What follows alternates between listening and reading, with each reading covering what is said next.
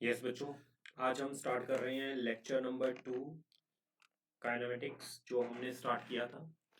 तो इसका lecture number write down, lecture number 2। ये आज हमारा सेकेंड लेक्चर है काइनेमेटिक्स का।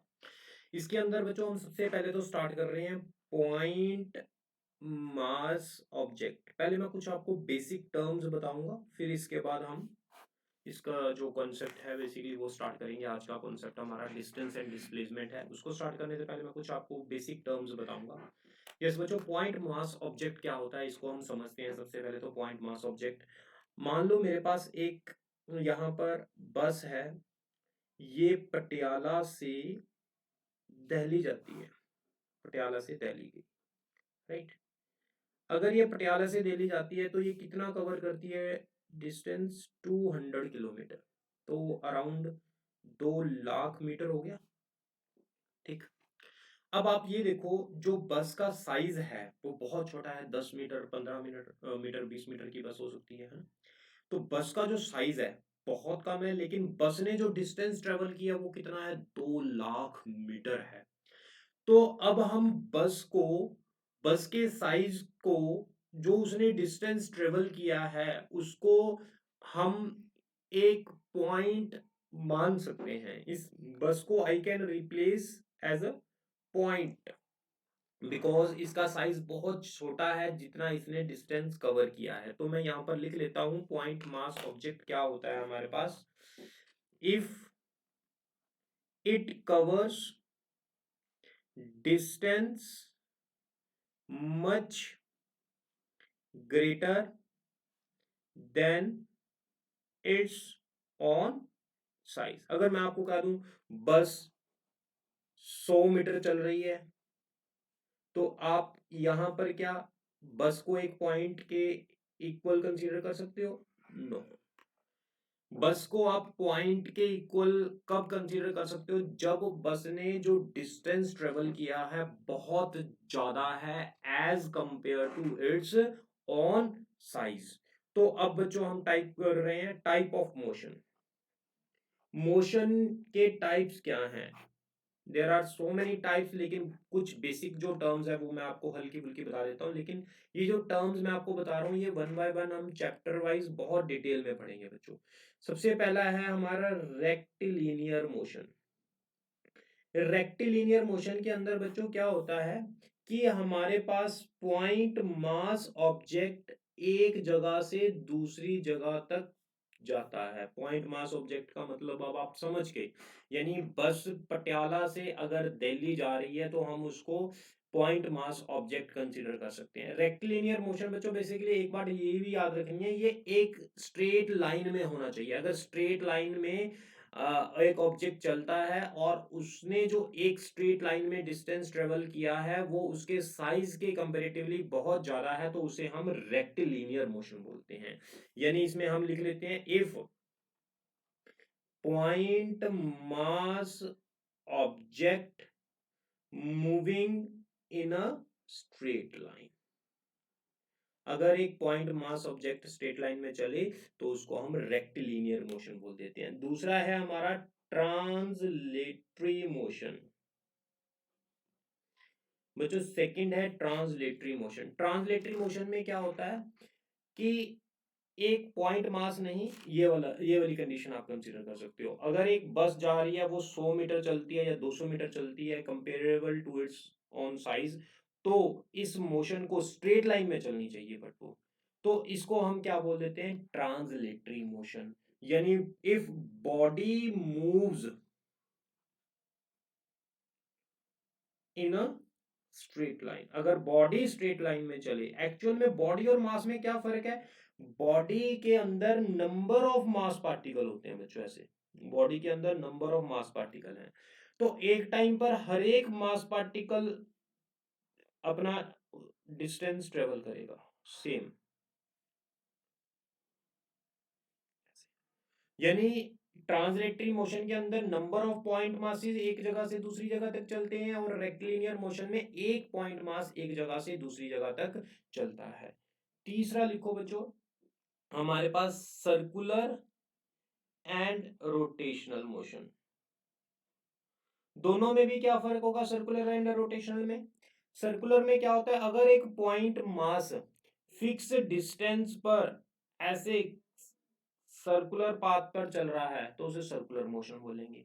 रोटेशनल मोशन में क्या होता है बच्चों, अगर बॉडी यानी जिसके पास नंबर ऑफ मास पार्टिकल होते हैं वो अगर सर्कुलर पाथ में घूम रहे हैं तो उसको क्या बोलेंगे, रोटेशनल। आप रोटेशन को ऐसे भी कह सकते हो, number of mass particle covers circular motion. एक नहीं है, सर्कुलर मोशन में एक मास पार्टिकल सर्कुलर पाथ पर चलता है, लेकिन रोटेशनल मोशन के अंदर नंबर ऑफ मास पार्टिकल एक टाइम पर रोटेशनल मोशन में सर्कुलर पाथ पर चलते हैं, यानी number of circular path at one time is called rotational motion.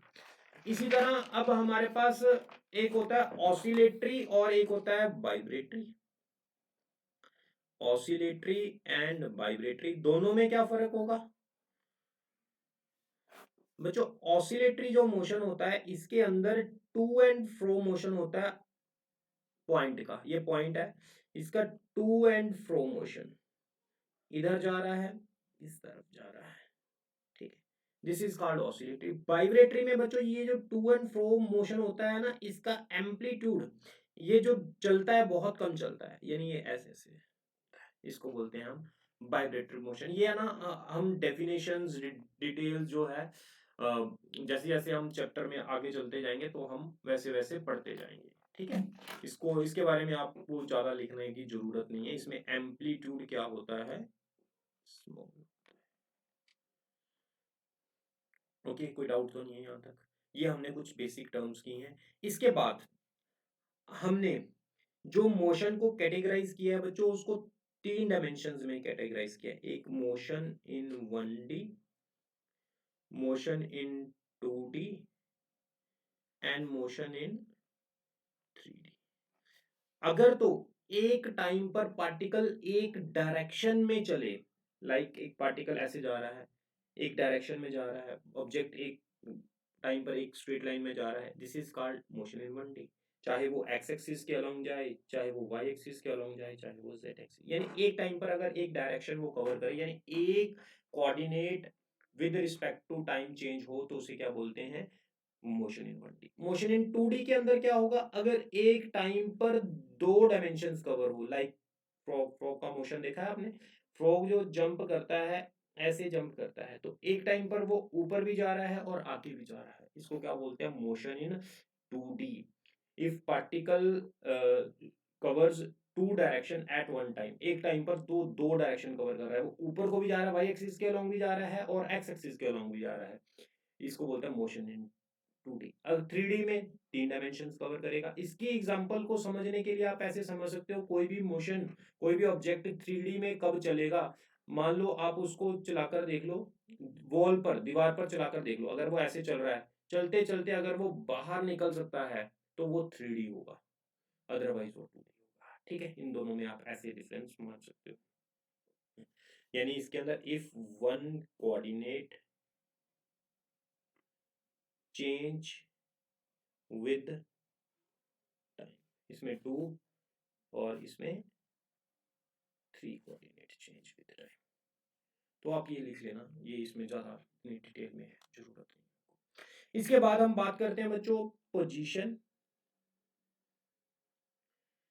Position क्या होती है, देखो पोजीशन क्या होती है, जैसे हमने अपना पता बताना, तो हम कैसे बताएंगे, या तो हम ये बताएंगे कि इंडिया में पंजाब, पंजाब में पटियाला, पटियाला में इस एरिए में 22 नंबर फाटक, उसके पास हमारा घर है, ये राइट।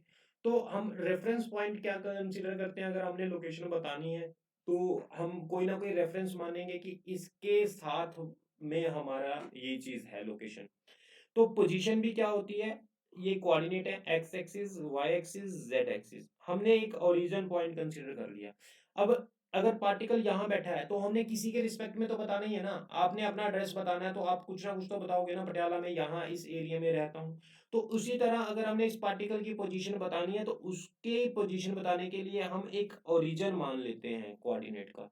यहाँ से इस पार्टिकल की लोकेशन को हमने बता दिया तो ये दिस इज कॉल्ड पोजीशन, इसको बोल देते हैं हम पोजीशन। ये इसकी पोजीशन है। अब पार्टिकल अगर अपनी पोजीशन चेंज करता है, एक जगह से दूसरी जगह तक जाता है, तो पोजीशन में जो चेंज होता है उस चेंज को डिफाइन करने के लिए we need to define two terms. One is distance and second is displacement. Position में जो चेंज होता है उसको बताने के लिए बच्चों हम दो चीजें पढ़ते हैं, one is distance and second is displacement. तो अब हम पढ़ेंगे डिस्टेंस क्या होता है एंड डिस्प्लेसमेंट क्या होता है, ये इंपॉर्टेंट है। यहां तक clear?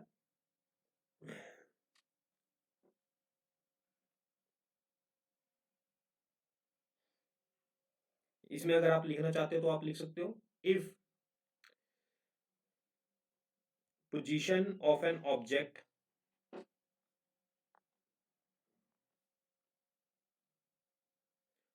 always position of an object is defined with respect to some reference point। इसको लिखना चाहते हो आप लिख सकते हो, position of an object defined with respect to some reference point. Position को डिफाइन करने के लिए पोजीशन क्या होती है, एक रेफरेंस पॉइंट के रिस्पेक्ट में लोकेशन होती है। इसके बाद अगर हम बात करते हैं distance and displacement. You know distance and displacement आपने पढ़ा हुआ क्लास 9th में। डिस्टेंस क्या होता है, total path length covered by the particle. ठीक है, टोटल पाथ लेंथ। जैसे कि मैं ए पॉइंट ए है, ये पॉइंट बी है, मैं अगर ऐसे जा रहा हूं तो मेरी पाथ लेंथ कवर होगी डी। अगर मैं ऐसे जा रहा हूं तो मेरी पाथ लेंथ कवर होगी D1। अगर मैं ऐसे जा रहा हूं तो मेरी पाथ लेंथ होगी D2। अगर मैं ऐसे जा रहा हूं तो मेरी पाथ लेंथ होगी D3। तो दिस इज कॉल्ड डिस्टेंस। ठीक है, अब इसकी जो वैल्यूज हो सकती हैं, मेनी वैल्यूज हो सकती हैं। D1 D2 डी के बराबर नहीं है, D2 के बराबर नहीं है, D3 के बराबर नहीं है, यानी इसकी मेनी वैल्यूज हो सकती हैं। क्लियर? यहां तक कोई डाउट तो नहीं है। और इसमें हमारे पास डिस्टेंस को डिफाइन करने के लिए हमें कोई डायरेक्शन की भी जरूरत नहीं पड़ती। Direction not required, direction not required. जिसके लिए डायरेक्शन की जरूरत नहीं होती वो कभी भी नेगेटिव नहीं होता, वो हमेशा पॉजिटिव होगा या जीरो होगा। क्लियर? बच्चों मैं एक चीज और बता देता हूं आपको। कोई क्वांटिटीज ऐसी होती हैं जिनकी डायरेक्शंस होती हैं, कई क्वांटिटीज ऐसी होती हैं जिनकी डायरेक्शंस नहीं होती। जिन क्वांटिटीज की डायरेक्शंस होती हैं उनको हम, देखो बच्चों, डायरेक्शंस वाली टर्म्स को डिफाइन करने के लिए हम दो चीजें डिफाइन करते हैं, स्केलर एंड वेक्टर क्वांटिटीज। ये एक बेसिक है, थोड़ा सा और लिख लो इसको। स्केलर कौन सी क्वांटिटीज होती हैं, जिसके अंदर अकेला मैग्नीट्यूड होता है, direction not required, direction not required. Vector quantities जिसके अंदर मैग्नीट्यूड भी हमें चाहिए होता है और डायरेक्शन भी हमें चाहिए होती है, दोनों चीजें चाहिए होती है। एग्जाम्पल, जैसे आप किसी शॉपकीपर के पास जा रहे हो तो आपने उसको ये कहा कि जाकर मुझे 5 kg शुगर दे दो, तो आप अब शॉपकीपर 5 kg शुगर आपको दे देगा। आप उसको पर्टिकुलर डायरेक्शंस नहीं बताओगे कि आप नॉर्थ की तरफ फेस करके 5 kg शुगर दे दो, यानी इसके अंदर डायरेक्शन की रिक्वायरमेंट नहीं होती। अगर आप किसी को धक्का मार रहे हो तो वो कितनी जोर से आपने उसे पुश किया, धक्का मारा, दैट इज कॉल्ड मैग्नीट्यूड। और जिस तरफ आप उसको धक्का मारोगे उस डायरेक्शन में वो जाएगा। तो यहाँ पर मैग्नीट्यूड एंड डायरेक्शन दोनों चीजें चाहिए होती हैं। मैग्नीट्यूड एंड डायरेक्शन, जहां पर अकेला मैग्नीट्यूड चाहिए होता है, जैसे मास में हमें अकेला मैग्नीट्यूड चाहिए। अगर हमने टाइम देखना है तो हम डायरेक्शन थोड़ा ना देखते हैं, टाइम भी हम ऐसे ही बता देते हैं। और किसी चीज की लेंथ बतानी है वो भी हम ऐसे एज इट इज बता देते हैं। ठीक, टेम्परेचर हमने बताना है तो हमें डायरेक्शन की नीड नहीं पड़ती। इसी तरह जिनके साथ डायरेक्शन की नीड पड़ती है वो होती है, नंबर ऑफ क्वांटिटीज होती हैं, वो आगे चलकर हम पढ़ेंगे। डिस्प्लेसमेंट होती है, वेलोसिटी होती है, एक्सेलेरेशन होती है, फोर्स होती है, ये नंबर ऑफ क्वांटिटीज होती हैं। हम धीरे धीरे वन बाय वन पढ़ेंगे इसको, ठीक है। और बच्चों एक चीज और लिख लेना, हम जो लेंथ होती है मेनली हमारे पास, मास होता है एंड टाइम होता है, ये तीन टर्म्स होती हैं। लेंथ को हम मीटर में लिखते हैं, मास को हम केजी में लिखते हैं और टाइम को हम सेकंड में लिखते हैं। ये आप याद रखना, लेंथ को मीटर में, मास को केजी में और टाइम को सेकंड्स में हम लिखते हैं, ठीक। इसके बाद आगे हम चलते हैं, डिस्प्लेसमेंट की बात करते हैं। डिस्प्लेसमेंट ये क्या होता है? Shortest path length, shortest path length, ठीक। अगर मैंने ए से बी तक जाना है तो शॉर्टेस्ट पाथ तो यही है। ये तो, ये भी डिस्प्लेसमेंट नहीं होगा, ये भी डिस्प्लेसमेंट नहीं होगा, तो यानी इसकी यूनिक वैल्यू होगी, एक ही वैल्यू होगी। अब इसमें डायरेक्शन रिक्वायर्ड है, जिसमें डायरेक्शन रिक्वायर्ड होता है उसको हम वेक्टर क्वांटिटी बोलते हैं, जिसमें डायरेक्शन रिक्वायर्ड नहीं होता उसे हम स्केलर क्वांटिटी बोलते हैं। जिसकी डायरेक्शन होती है वो पॉजिटिव भी, जीरो भी, और वो नेगेटिव भी हो सकता है। नेगेटिव कैसे हो सकता है? मान लो इस तरफ जा रहा हूँ, पॉजिटिव एक्स एक्सिस है, इस तरफ जा रहा हूँ नेगेटिव, अगर मैं इस तरफ जाऊंगा तो प्लस, तो इसके इधर जाऊंगा तो उसके उलट हो गया ना, तो हम उसको माइनस मान लेते हैं बस, ठीक। अब हम कुछ क्वेश्चंस प्रैक्टिस करेंगे डिस्टेंस एंड डिस्प्लेसमेंट के रिलेटेड बच्चों, जो क्वेश्चन पेपर में पूछे जाते हैं, बोर्ड में भी आते हैं, ये कंपटीशन में भी आते हैं, तो कुछ क्वेश्चंस हम इसके कर रहे हैं। तो सबसे पहला तो क्वेश्चन है हमारे पास कि अगर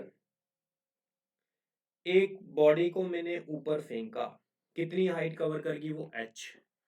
अब वो ऊपर से नीचे आ रही है ऐसे, ठीक, फिर h कवर करेगी। तो what is distance and displacement? Distance क्या होगा, डिस्प्लेसमेंट क्या होगा, ये आपने बताना है। देखो डिस्टेंस क्या होगा, h ऊपर गया पाथ लेंथ, h नीचे आया, तो टोटल पाथ लेंथ कितनी होगी? h plus h, 2h। Displacement क्या होता है? Shortest path between initial and final position. अब इनिशियल पोजीशन भी यही है, फाइनल पोजीशन भी यही है, तो डिस्प्लेसमेंट क्या हो गया? जीरो। अगर मैं आपसे बात करूं कि हमारे पास क्वेश्चन है, ए से बी तक हमने जाना है, इसके ये रास्ता है हमारा जाने का, तो what is distance and what is displacement? इसकी डिस्टेंस क्या है और इसकी डिस्प्लेसमेंट क्या है? ये इसका रेडियस जो है वो है r। हाँ जी बच्चों, what is distance and what is displacement? Distance क्या होता है? यहां से यहां तक अगर मैं जा रहा हूं, तो ये वाली पाथ लेंथ, अगर मैं पूरा सर्कल चलता तो 2 पाई आर होता, आधा सर्कल चल रहा हूं तो वो कितना हो जाएगा? पाई आर। डिस्प्लेसमेंट क्या हो जाएगा? यहां से यहां तक shortest path r plus r, 2r। इसी में आपने एक क्वेश्चन करना है बच्चों कि एक सर्कल है, इस सर्कल में मैं ए से बी जा रहा हूँ, बी से सी जा रहा हूँ, सी से डी जा रहा हूँ, ए से बी, बी से सी से डी, डी से ए। इसका रेडियस जो है वो है आर, ठीक। तो मुझे ए टू बी डिस्टेंस निकालना है, डिस्प्लेसमेंट निकालना है। यस, यहां तक बता सकते हो, ए से बी तक डिस्टेंस क्या होगा, डिस्प्लेसमेंट क्या होगा? ए से बी तक ये इतना डिस्टेंस होगा, टोटल सर्कल का कितना होता है? 2 पाई आर, आधे का पाई आर, तो क्वार्टर का कितना हो जाएगा? पाई आर बाय 2। डिस्प्लेसमेंट क्या होगा? Shortest. अगर मैं शॉर्ट टेस्ट ड्रॉ करूंगा तो ये होगा, ये आ रहा है, ये आ रहा है, तो ये हाइपोटेनस कितना हो जाएगा? r√2, ठीक है। इसको आप सोल्व कर लो, r square plus r square का होल रूट, तो ये कितना आ जाएगा? 2r² का होल रूट, √2r, ठीक। इसी तरह अगर मुझे पूछा जाए, ये ए पॉइंट है, बी पॉइंट है, सी पॉइंट है, ए से सी तक की बात करें तो ए टू सी, पहले ए टू बी कर लेते हैं, ए टू बी तो कर लिया, ए टू सी डिस्टेंस बताओ कितना होगा? ए टू सी डिस्टेंस कितना होगा? यस, टोटल कितना होता है 2 पाई आर, आधा कितना हो जाएगा पाई आर। डिस्प्लेसमेंट बोलो कितना होगा, आर प्लस आर। अगर बात करें ए टू डी की, A to D, yes A to B pi r by two, pi r by two, pi r by two, कितना हो गया डिस्टेंस हमारा 3 pi r by two. Displacement कितना हो जाएगा हमारा, डिस्प्लेसमेंट होता है शॉर्टेस्ट, ए से डी तक शॉर्टेस्ट, ये हो गया ये आर, तो ये कितना बन जाएगा √2r।